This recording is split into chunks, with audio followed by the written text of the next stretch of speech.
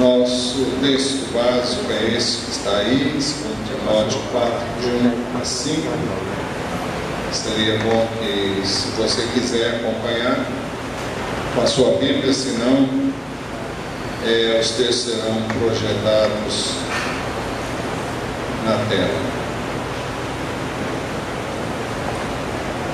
Eu não sei quantos de vocês, lendo a Bíblia, já, especialmente as epístolas de Paulo a Timóteo, observaram que Paulo, primeiro, trata Timóteo como filho na fé, filho muito amado dele, e nós sabemos pelas Escrituras que ele trouxe Timóteo a Jesus, e Timóteo veio a ser não apenas seu discípulo, mas veio a ser um obreiro, e ele muitas vezes enviou Timóteo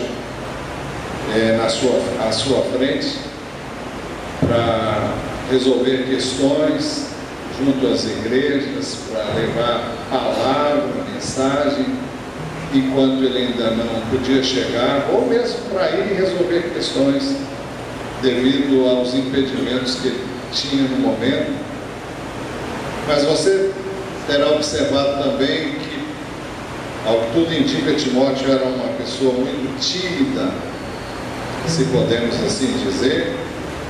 Por isso que o tempo todo ele encoraja Timóteo, que era bem jovem, a realmente realizar a obra que Deus tinha colocado em suas mãos para realizar, e o encoraja a tomar posições e atitudes que normalmente, ao que tudo indica, ele teria muita dificuldade de tomar, devido justamente a essa timidez, ao seu temperamento, não sei, mas ele não é uma pessoa que se destaca a não ser pela sua fidelidade, pela sua dedicação e pelo seu desejo de servir a Deus. Mas Paulo estava sempre incentivando, e muitas vezes deu a ele palavras assim muito fortes, de incentivo, de encorajamento, e é isso que nós vemos aqui nesse texto. Logo no primeiro verso, Paulo exorta solenemente a Timóteo. A expressão é essa mesma, exorta solenemente. Ele diz assim: na presença de Deus e de Cristo Jesus, que há de julgar os vivos e os mortos por sua manifestação e por seu reino, eu o exorto solenemente. Vejam como o apóstolo falou.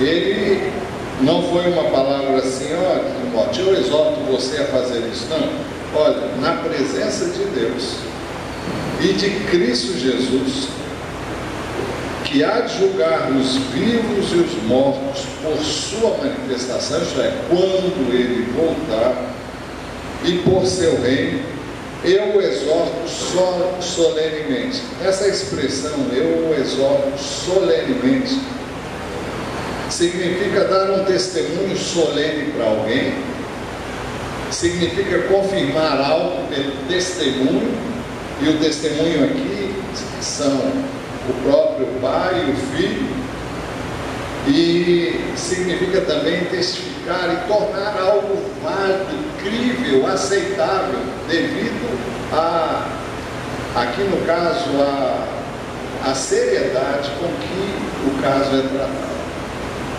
E é nesse caráter, e é com esse propósito que Paulo escreve a Timóteo essas linhas, e ele abre esse assunto que ele vai tratar nos versos seguintes com Timóteo.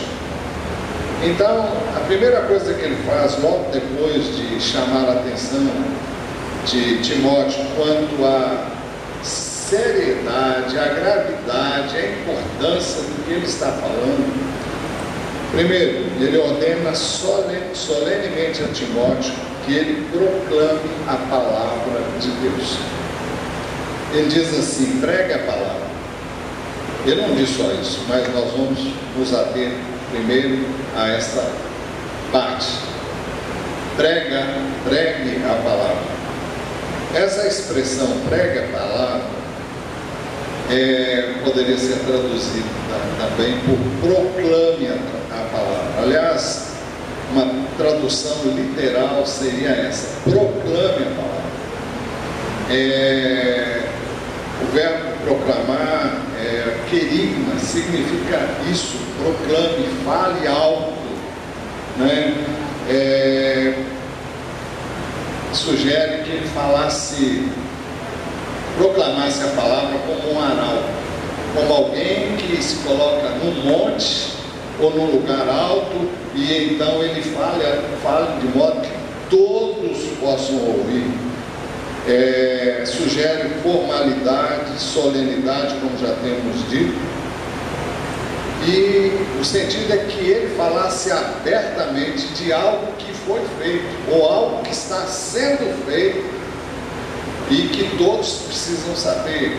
É como alguém que chega e vai fazer uma proclamação numa cidade onde todos precisam saber do que está sendo dito, quer por intermédio do rei, do presidente ou qualquer autoridade que viesse com esse propósito.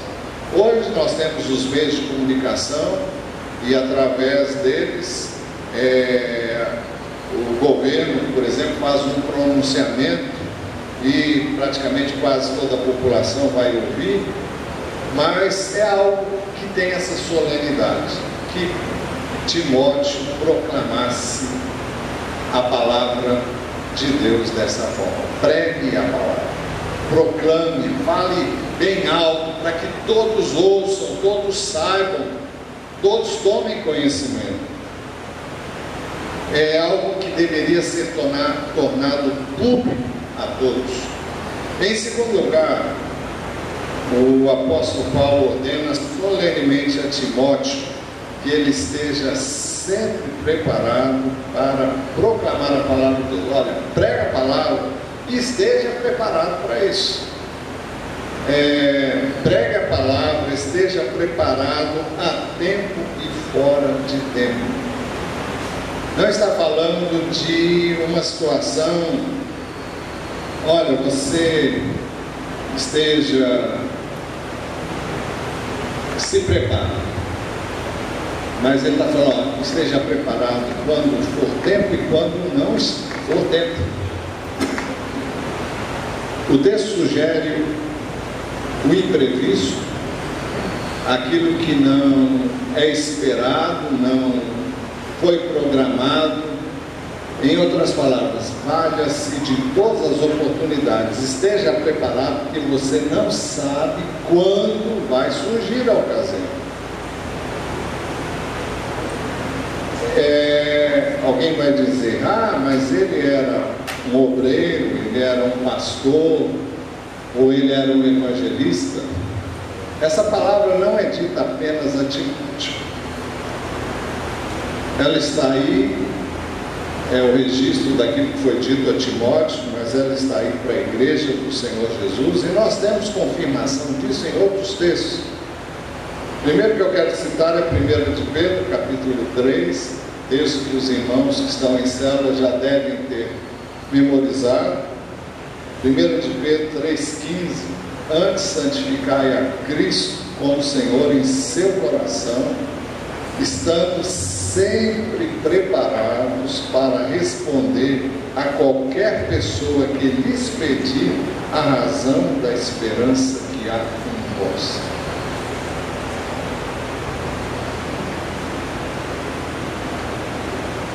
Uma das experiências mais extraordinárias que eu e você tivemos na vida foi a de encontrar Cristo, de ser por Ele salvo, perdoado, purificado, transformado.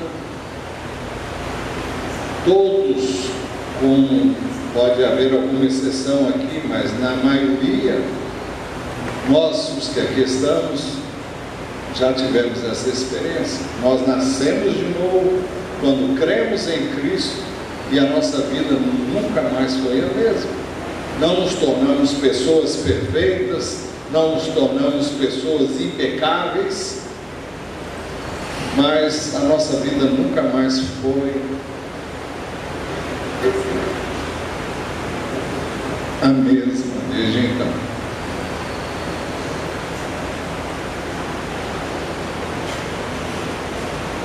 Então, eu e você temos o que dizer, temos o que falar. Nós não vamos falar de algo que ouvimos dizer, algo que aconteceu na vida de fulano, de Beltrano, na casa do vizinho, do meu colega de trabalho, da escola, não.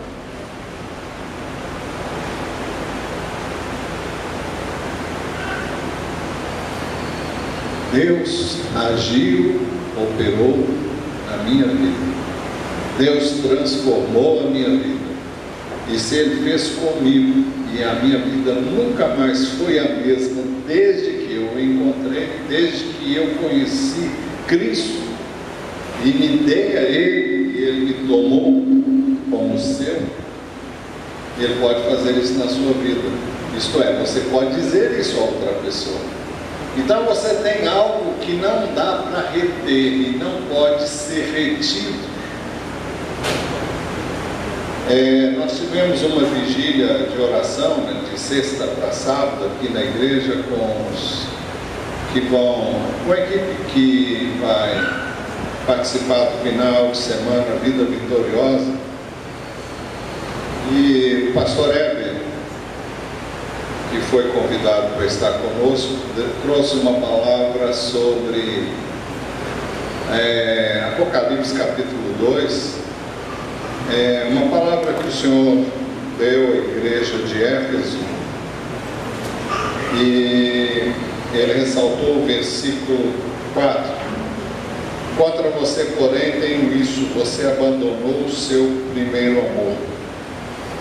Lembre-se de onde, principalmente o verso 4, lembre-se de onde caiu, arrependa-se e pratique as obras que praticava no princípio. Se não se arrepender, virei a você e tirarei o seu candelabro do lugar dele. O texto fala, e foi bastante ressaltado, o fato de que todos nós tivemos aquela experiência extraordinária com Deus, e muitos de nós, ao longo da vida, podemos ir nos esfriando, e aquele amor, aquela alegria, aquela vida exuberante que você teve, que eu tive no início, pode não permanecer. Mas por quê? Porque não aconteceu? Não, porque as pessoas podem ir se acomodando, podem ir deixando a coisa esfriar, mas essa chama tem que estar sempre acesa, intensa. E se alguma coisa se esfriou em nossa vida, nós temos que realmente clamar a Deus e pedir: Deus, acende essa chama, põe fogo, deu fogo aí, porque a perda desse amor é algo que Deus, na pessoa de Jesus aqui, não aceita. E ele conclama a igreja de Éfeso a arrepender-se. É pecado você perder esse amor, perder o primeiro amor, perder o desejo e o anelo que você tinha de compartilhar a sua fé. Eu, quando encontrei o Senhor, a primeira coisa que eu fiz foi sair falando de Cristo para todo mundo. Eu escrevi carta para meus irmãos, dizendo a eles que pela primeira vez eu estava tendo certeza da minha salvação. Uma carta comprida, naquela época escrevi com carbono, porque não tinha a facilidade que se tem hoje de você imprimir várias cópias, e mandei uma mesma carta, longa, muito longa mesmo, e com cópia para cada um dos meus irmãos, falando da minha experiência com o Senhor. Depois saí, fui na minha terra, fui de casa em casa, falei de Cristo para cada um.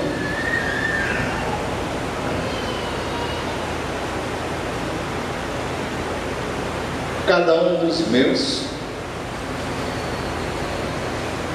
e não deixei de evangelizar nenhum membro da minha família. Fui em todas as casas, todas as pessoas que eu conhecia, todos os meus parentes, e falei de Cristo para cada um. Nessas visitas todas, apenas uma tia aceitou Jesus, e ela já está na glória. Depois outros vieram, e muitos outros da família vieram depois, mas eu fui e falei, e desde então tenho falado de Cristo para inúmeras pessoas. E hoje eu tenho uma preocupação, não apenas falar, mas falar e dar prosseguimento a essa palavra com discipulado. Mas isso é outra história. Mas o fato é que eu e você temos que estar preparados. E se falta esse fogo, eu e você temos que pedir a Deus: Deus, põe fogo, incendeia o meu coração, para que essa chama que ardeu tão intensamente no início, ela continue a arder. Porque se ela não arder, a sua vida vai ser uma vida miserável, uma vida pobre, uma vida sem sentido e sem significado.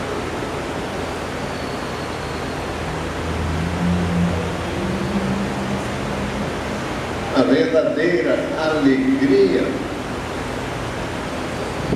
da vida espiritual você tem quando você compartilha a sua fé com outros.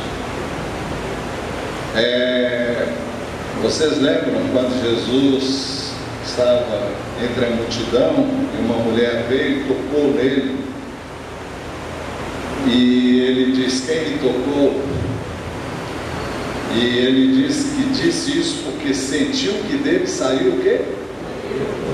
Poder ou virtude. Olha, todas as vezes que você falar de Jesus, vai sair virtude de você, vai sair poder de você. Agora, se você não fala, esse poder você não experimenta. Foi algo que Jesus percebeu e saiu algo de mim.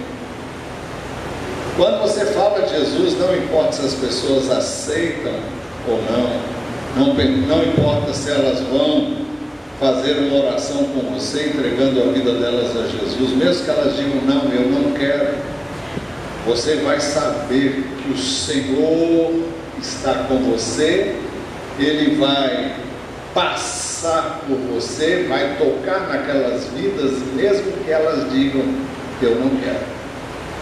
Porque todos os aos quais você falar poderão resistir ao Espírito Santo. E pode ser também que o fruto não esteja maduro ainda, mas eles vão saber que de você saiu virtude. Eles vão saber que tem algo em você que eles não têm, e eles vão reconhecer que tem algo diferente em você.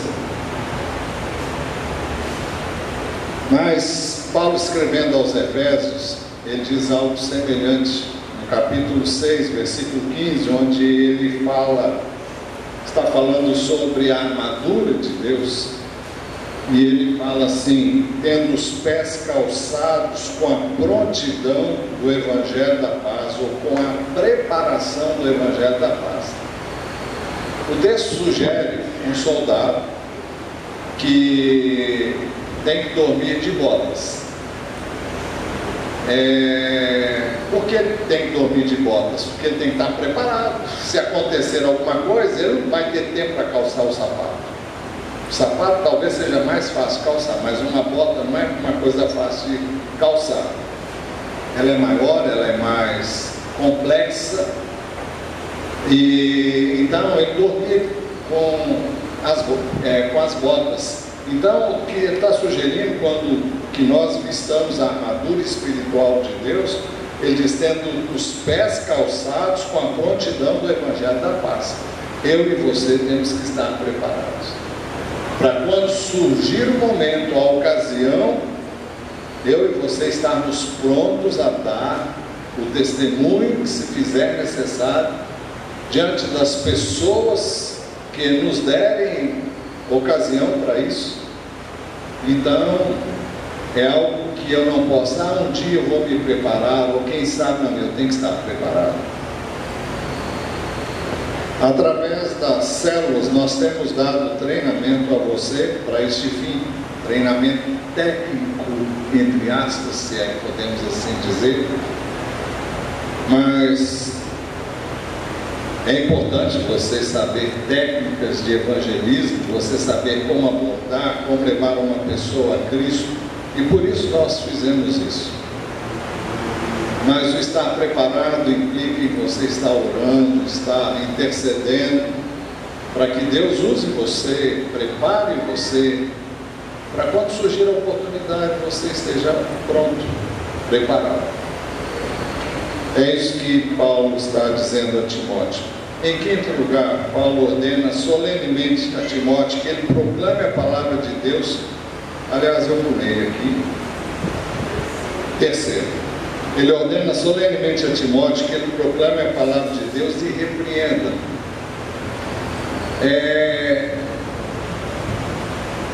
Pregue a palavra, esteja preparado a tempo e fora de tempo, repreenda. E o verso seguinte diz, corrija. Aí é a quarta ordem que ele dá a Timóteo. As palavras são muito semelhantes e elas são quase que sinônimas. A primeira expressão, repreenda, significa repreender severamente, ralhar. Eu acho que nem usa-se mais esse termo hoje. Ralhar é coisa de 1900 antigamente. Eu não sei se alguém usa esse termo ainda hoje. Reprovar, admoestar. E o segundo termo, corrigir, significa exigir com toda severidade, reprovar e admoestar. Por isso que são palavras quase sinônimas. Paulo está encorajando e ordenando a Timóteo que ele se valesse da palavra para repreender e para corrigir. E a palavra, você vai dizer, mas eu não sou como Timóteo. Mas o texto diz que essa palavra deve ser usada por mim e por você em toda situação.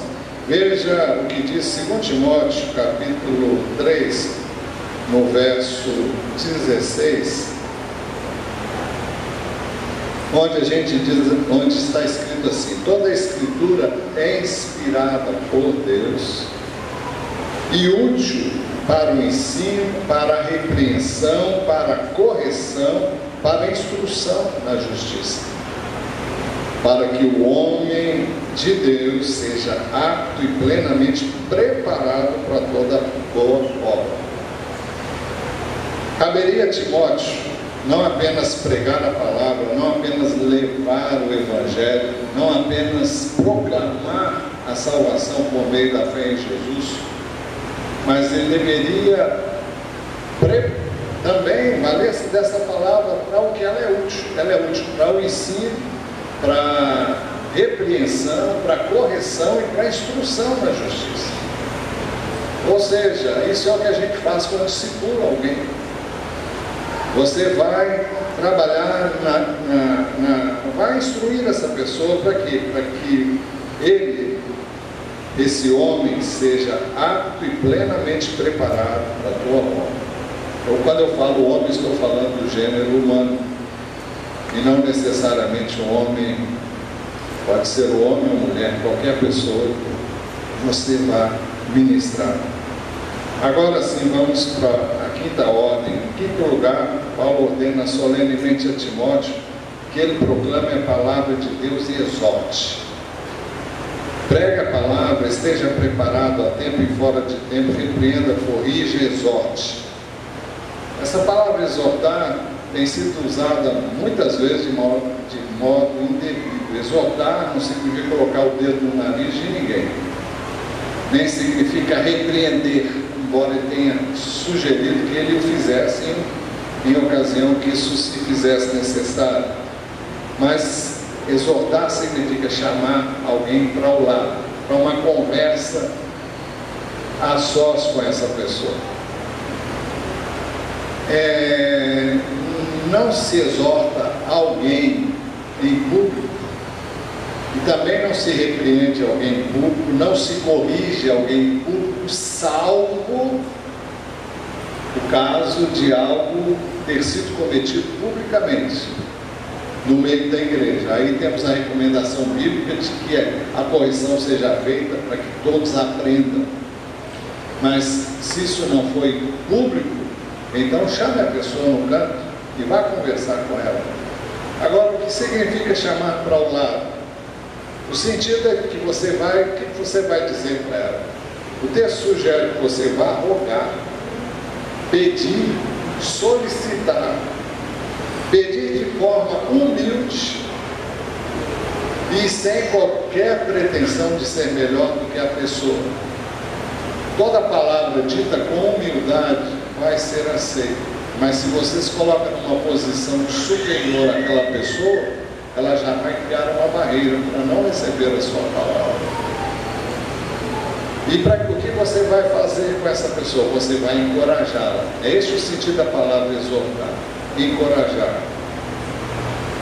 Encorajar, fortalecendo, justamente o que Paulo está fazendo com Timóteo aqui, encorajando, impulsionando, motivando Timóteo a fazer as coisas certas.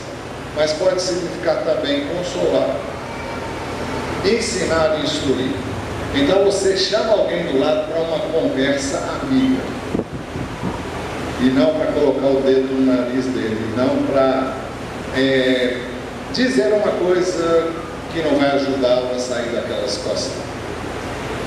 Então a palavra se presta para isso, e isso tem a ver também com o discipulado. Em sexto lugar, Paulo ordena solenemente a Timóteo que ele proclame a palavra de Deus com toda paciência e doutrina. Pregue a palavra, esteja preparado a tempo e fora de tempo, repreenda, corrija, exorte com toda paciência e doutrina. A palavra traduzida por paciência é a palavra que, na língua em que foi escrito, pede mais uma tradução que não é muito usada entre nós, é a palavra longanimidade. E o que significa longanimidade? É aquele que tem um estupim longo, aquele que custa a perder a calma. Então, ele diz que todo tipo de ministração da palavra deve ser feito dessa forma, com longanimidade, com paciência. Você não tem que se apressar em cutucar alguém para machucar, para ferir, mas justamente para ter paciência com ela até que ela aprenda. Você não pode esperar que um novo convertido tenha uma maturidade que você gastou talvez muito tempo até chegar a ela, se chegou.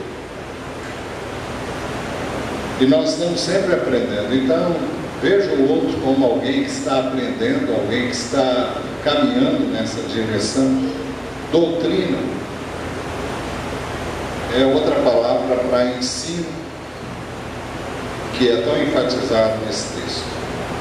Estas ordens, em tom solene e veemente, têm a sua razão de ser. Ele diz isso no verso 3: pois virá o tempo em que não suportarão a sã doutrina, ao contrário, sentindo coceira nos ouvidos, juntarão mestres para si mesmos, segundo os seus próprios desejos. Eles se recusarão a dar ouvidos à verdade, voltando-se para os mitos. Uma outra versão diz fábulas. O que significa coceira nos ouvidos? Significa o desejo de ouvir coisas agradáveis. Quem não gosta de ouvir coisas agradáveis? Alguém pode dizer, mas quando é que não seria agradável pregar o Evangelho? O Evangelho sempre vai confrontar a pessoa com a necessidade que ela tem de salvação, de perdão, de mudança de vida. Você não vai chegar para a pessoa e dizer, você é um pecador. Bom, há momentos em que isso é necessário ser dito, sim, mas nem sempre é a primeira coisa que se diz a alguém. Você, antes de dizer que ela é pecadora, você precisa dizer que você também é um pecador, e a diferença é que você já encontrou Jesus e Ele perdoou você. Você não é melhor do que essa pessoa. Mas o texto fala do desejo de ouvir coisas agradáveis. Então, as pessoas não estão prontas e receptivas para ouvir a palavra. Porque ao ouvir a palavra, elas têm que tomar uma decisão.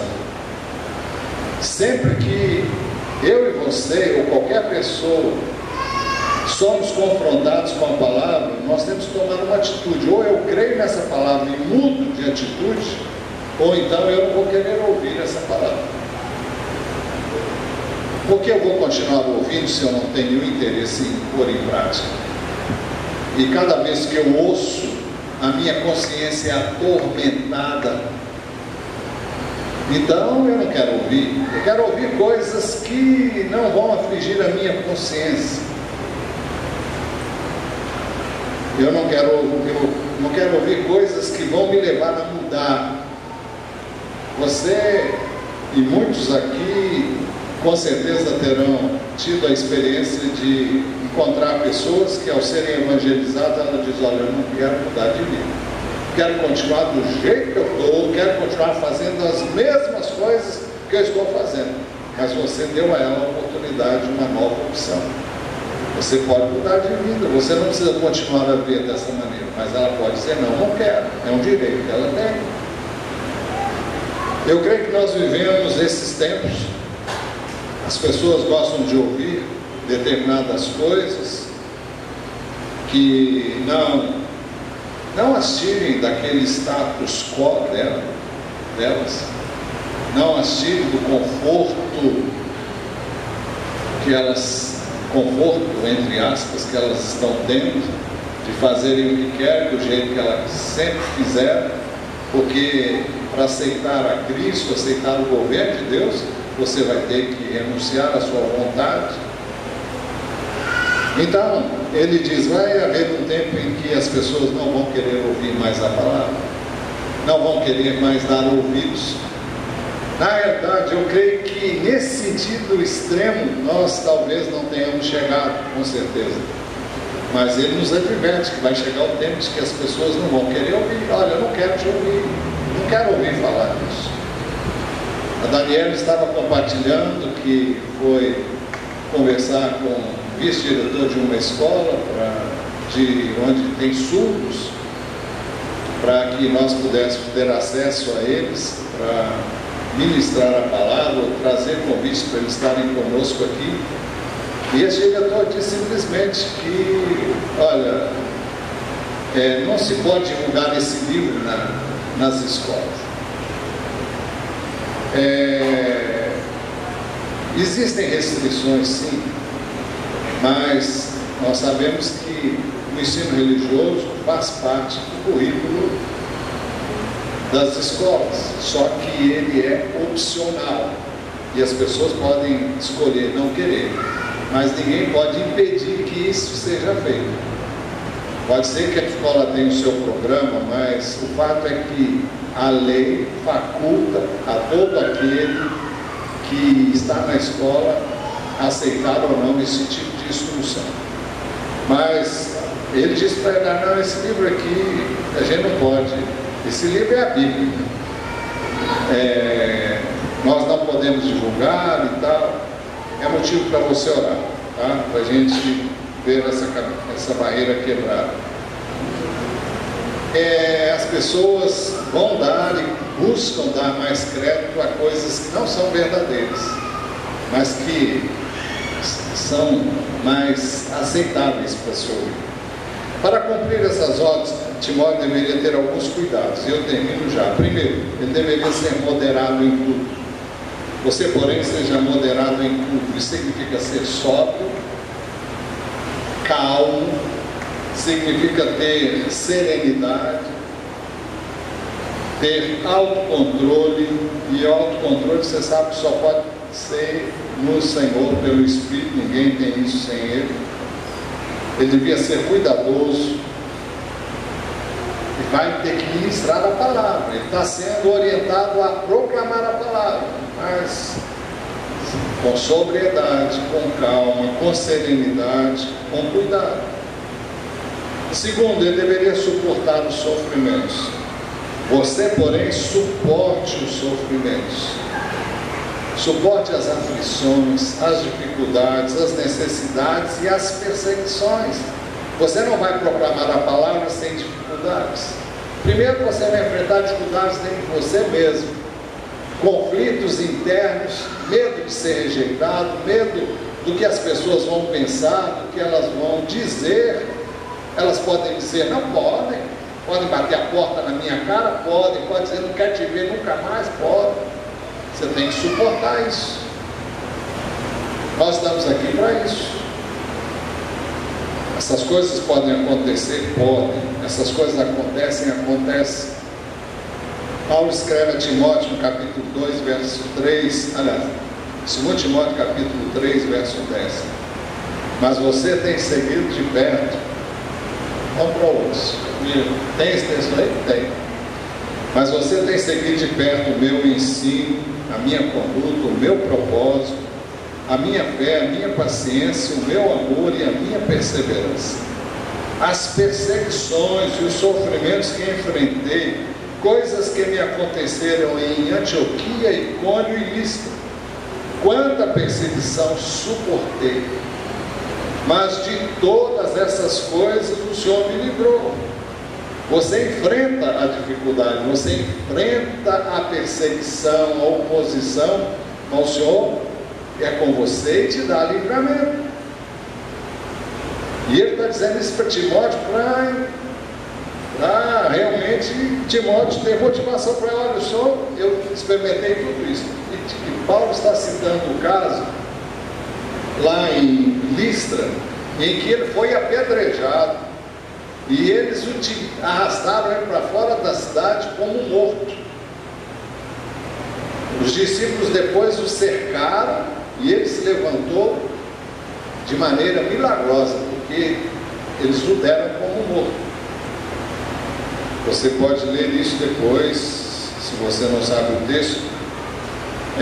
Isso é relatado em Atos dos Apóstolos. De fato, todos os que desejam viver piedosamente em Cristo Jesus serão perseguidos. Então você tem que saber se você quer servir a Jesus, viver piedosamente. O que é viver piedosamente? Devotadamente ao Senhor. Se você é um devoto de Jesus Cristo, se você ama Jesus e se você tem prazer nele, pode saber que você vai ser perseguido. De todas as formas, de todos os meios, faz parte. E eu e você temos que saber disso. Terceiro, ele deveria fazer a obra de um evangelista. Você, porém, faça a obra de um evangelista. É o trabalho. Alguém pode dizer, evangelista é um ministério.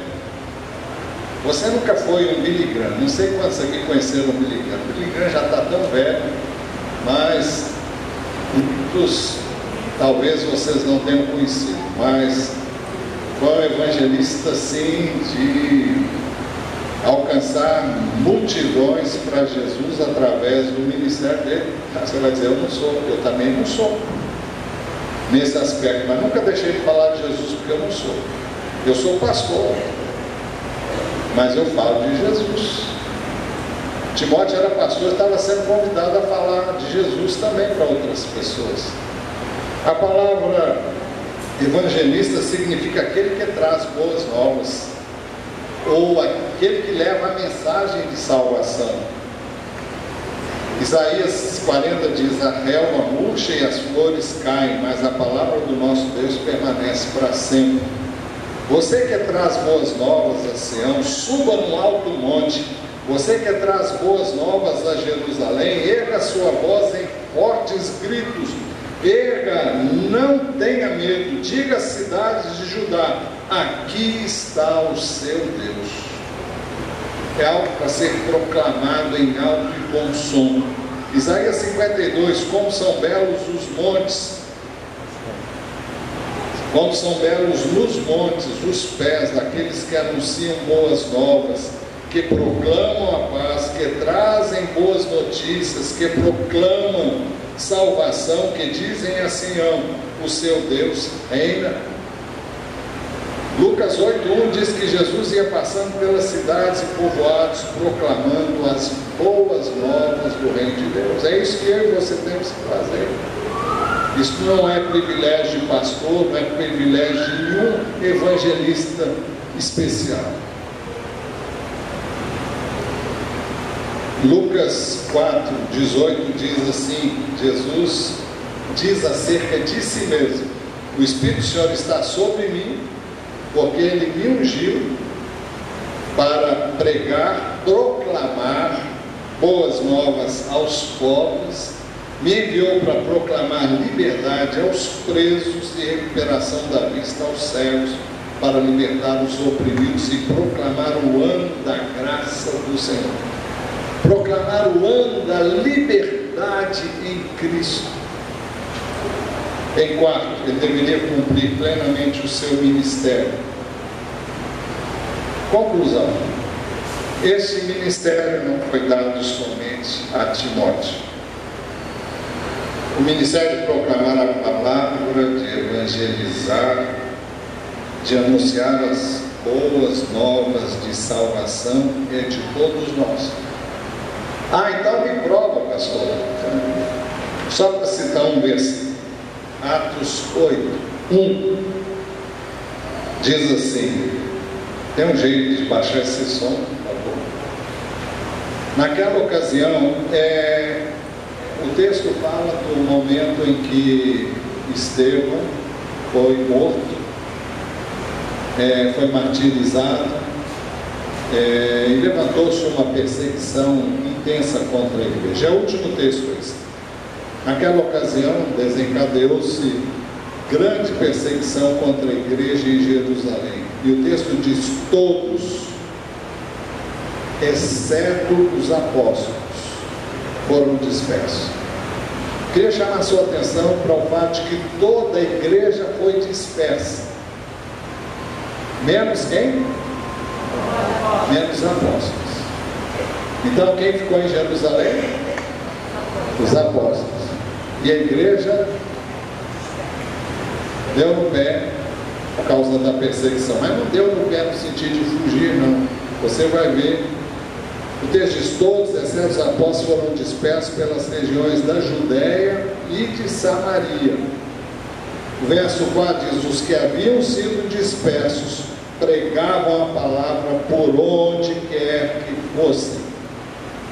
Foram dispersos, foram perseguidos, mas essa perseguição fez com que em todo lugar onde eles fossem, eles pregassem a palavra. Todos, não tinha nenhum apóstolo entre eles. Eles foram e pregaram a palavra. Essa missão é minha, essa missão é sua.